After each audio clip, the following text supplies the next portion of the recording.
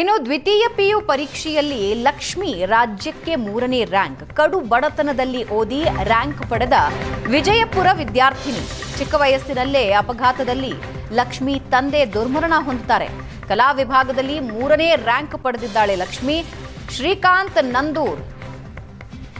ಲಕ್ಷ್ಮಿ ಶ್ರೀಕಾಂತ್ ನಂದೂರ್ 600ಕ್ಕೆ 594 ಅಂಕ ಪಡೆದು ರಾಜ್ಯಕ್ಕೆ 3ನೇ ರ್ಯಾಂಕ್. ಜಿಲ್ಲೆಗೆ 2ನೇ ರ್ಯಾಂಕ್. ಚಡಚಣ ತಾಲೂಕಿನ ಬರಡೋಳ ಸರ್ಕಾರಿ ಪಿಯು ಕಾಲೇಜಿನಲ್ಲಿ ಓದಿರೋದು ಲಕ್ಷ್ಮಿ. ಹಲವು ಬದುಕಿನ ಸಂಘರ್ಷಗಳ ನಡುವೆ ಲಕ್ಷ್ಮಿ ಸಾಧನೆ ಮಾಡಿದ್ದಾಳೆ. 6ನೇ ತರಗತಿಯಲ್ಲಿದ್ದಾಗ ರೈಲ್ವೆ ಅಪಘಾತದಲ್ಲಿ ತಂದೆ ಶ್ರೀಕಾಂತ್ ನಂದೂರ್ ಸಾವಿಗೀಡಾಗ್ತಾರೆ. ತಂದೆ ಶ್ರೀಕಾಂತ್ ಸಾವಿನ ನಂತರ ಲಕ್ಷ್ಮಿಗೆ ಬೆನ್ನೆಲುಬಾಗಿದ್ದು ತಾಯಿ ಶೋಭಾ. ಏಕಾಂಗಿಯಾಗಿ ದುಡಿದು ಲಕ್ಷ್ಮಿಗೆ ಶಿಕ್ಷಣ ಕೊಡಿಸಿದ್ದಾರೆ. ಏಷ್ಯಾನೆಟ್ ಸುವರ್ಣ ನ್ಯೂಸ್ ಎದುರು ಕಣ್ಣೀರು ಹಾಕಿದ್ರು ತಾಯಿ ಶೋಭಾ. ಇವತ್ತು PUCಯಲ್ಲಿ ರಾಜ್ಯಕ್ಕೆ 3ನೇ ರ್ಯಾಂಕನ್ನು ಪಡೆದಂಥ ಚಡಚಣ ಮೂಲದ ಲಕ್ಷ್ಮಿ ಇರ್ತದೆ ಉದಾಹರಣೆಯಾಗಿ ನಿಂತಿದ್ದಾಳೆ. ನನ್ನ ಜೊತೆಗೆ ಈಗ ಲಕ್ಷ್ಮಿ ಇರುವಂಥದ್ದು ಸಾಕಷ್ಟು ಬದುಕಿನ ಕಷ್ಟ. ತಂದೆಯ 6ನೇ ತರಗತಿಯಲ್ಲಿ ತಂದೆಯನ್ನು ಕಳ್ಕೊತಾಳೆ. ತಾಯಿ ಒಬ್ಬಳೆ ಮನೆಯಲ್ಲಿ, ಸಹೋದರ ಅವರ ಜೊತೆಗೆ ದುಡಿತಾ ಮಾಡ್ತಾ ಮನೆಯಲ್ಲಿ ಕೆಲಸಗಳನ್ನ ಮಾಡ್ತಾ ಇವತ್ತು ರಾಜ್ಯಕ್ಕೆ 3ನೇ ರ್ಯಾಂಕನ್ನು ಪಡೆದಿದ್ದಾಳೆ. ಸ್ವತಃ ಲಕ್ಷ್ಮಿ ನಮ್ಮ ಜೊತೆಗಿದ್ದಾಳೆ, ಅವಳೇ ಮಾತಾಡ್ಸೋಣ ಬನ್ನಿ. ಬದುಕಿನ ಸಂಘರ್ಷವನ್ನು ಎದುರಿಸಿದ್ರಿ, ಅದರ ನಡುವೆ ಸಾಧನೆ ಏನು ಮಾಡಿದ್ರಿ? ತುಂಬ ಖುಷಿ ಆಗ್ತಿದೆ ಸರ್ ನನಗೆ. ನಾನು 6th ನನ್ನ ತಂದೆಯವರು ತೀರ್ಕೊಂಡ್ರು.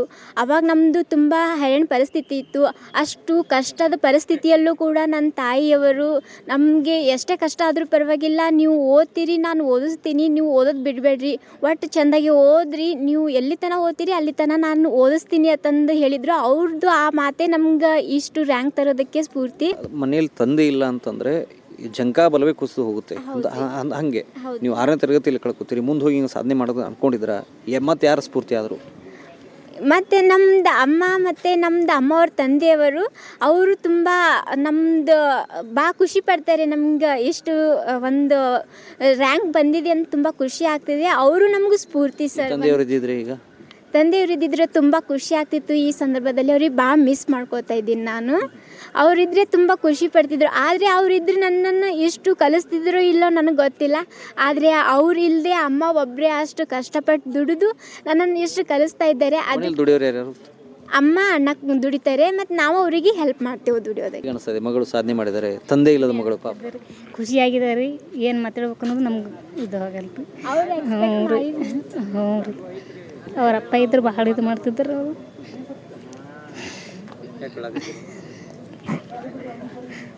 ಅವ್ರ ಅಪ್ಪ ಇಲ್ರಿ, ಅದಕ್ಕೆ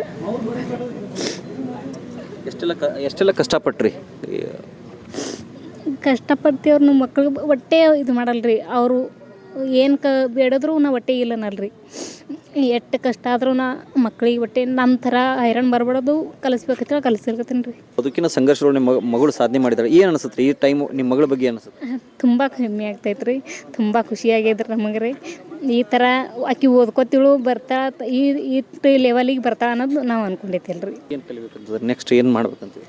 ನಾನು ಈಗ BA ಮಾಡಿ ವಿತ್ ಕಾಂಪಿಟೇಟಿವ್ಗೂ ಪ್ರಿಪೇರ್ ಆಗ್ಬೇಕು ಅಂದ್ಕೊಂಡಿನಿ ರೀ. ಮುಂದೆ ಡಿ ಸಿ ಆಗಿ ಅಂದರೆ ಎಲ್ಲ ಸ್ಕೂಲ್ಗಳಿಗೆ ವಿಸಿಟ್ ಮಾಡಿ ಅಲ್ಲಿ ಸ್ಟೂಡೆಂಟ್ಸ್ಗಳಿಗೆ ಟೀಚ್ ಮಾಡಬೇಕು. ನನ್ನಂತೆ ಬಡತನದಲ್ಲಿ ಬೆಳೆದಂಥ ವಿದ್ಯಾರ್ಥಿಗಳಿಗೆ ನಾನು ಸ್ಫೂರ್ತಿ ಆಗ್ಬೇಕು ಅಂದ್ಕೊಂಡಿನಿ. ಏನು ಕಷ್ಟಗಳು ಪಟ್ಟಿರಿ, ಆ ಕಷ್ಟಗಳಿಗೆ ಒಂದು ಸವಾಲು ಎಸಿತೀರಿ. ಹೌದ್ರಿ. ಬಡತನ ಯಾವತ್ತೂ ಕೂಡ, ಕಷ್ಟಗಳು ಯಾವತ್ತೂ ಕೂಡ ಒಂದು ಸಾಧನೆಗೆ ಅಡ್ಡಿ ಆಗೋದಿಲ್ಲ ಅನ್ನೋದನ್ನು ಸಾಬೀತು ಮಾಡಿ ಲಕ್ಷ್ಮಿ ತೋರಿಸಿದ್ದಾಳೆ. ವಿಜಯಪುರದ ಗಮನಪ್ಪ ಜೊತೆಗೆ ಷಡಕ್ಷರಿ ಏಷ್ಯಾನೆಟ್ ಸುವರ್ಣ ನ್ಯೂಸ್.